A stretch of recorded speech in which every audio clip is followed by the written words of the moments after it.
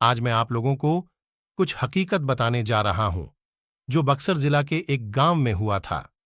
वहां पर एक परिवार था जिसमें रौनक नाम का लड़का अपने माँ बाप एवं भाई बहन के साथ रहता था।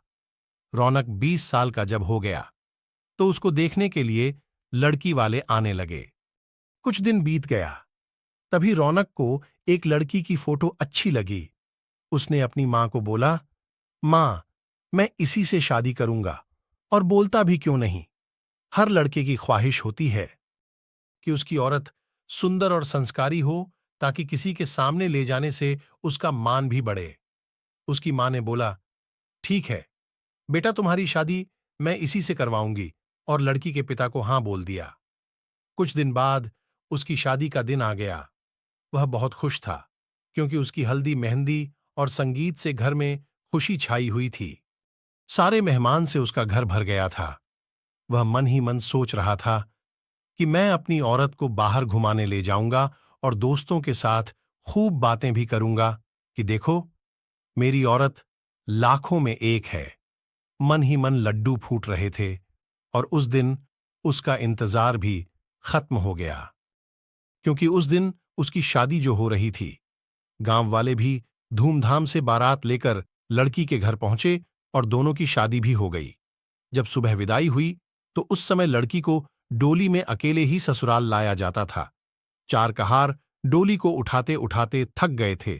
वह बेचारे सोचे कि कहीं पेड़ दिखा तो डोली उसके नीचे रख देंगे, तो थोड़ी देर आराम करके फिर आगे बढ़ेंगे। और आम का पेड़ तभी दिख गया। वह लोग डोली को रखकर पानी पीने लगे और बोले कि बहू, अगर आपको भी प्यास लगी हो तो पानी पी लो। बहू ने कुछ नहीं बोला और चारों की थोड़ी सी आंख लग गई। तभी उस पेड़ की चुड़ैल नीचे उतरी और दुल्हन को मारकर उसके अंदर आ गई और डोली में बैठ गई, क्योंकि दोपहर का समय था। थोड़ी देर बाद वह अपने ससुराल आ गई।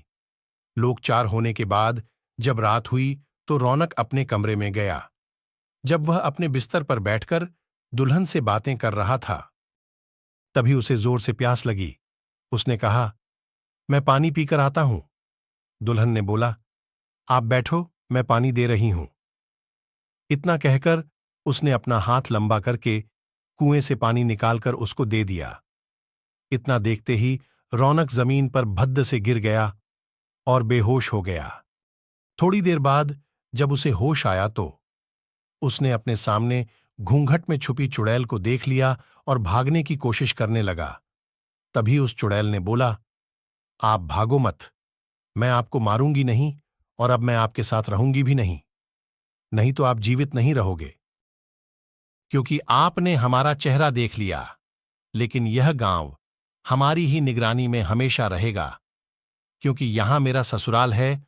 और मैं आपको एक बात बताती हूं, जो आप अपने गांव वालों को बता देना, कि जिस घर का चूल्हा उत्तर दिशा में होगा, वह सब अपने घर का चूल्हा दक्षिण दिशा में कर लो, तो उनके घर में हमेशा बरकत बनी रहेगी।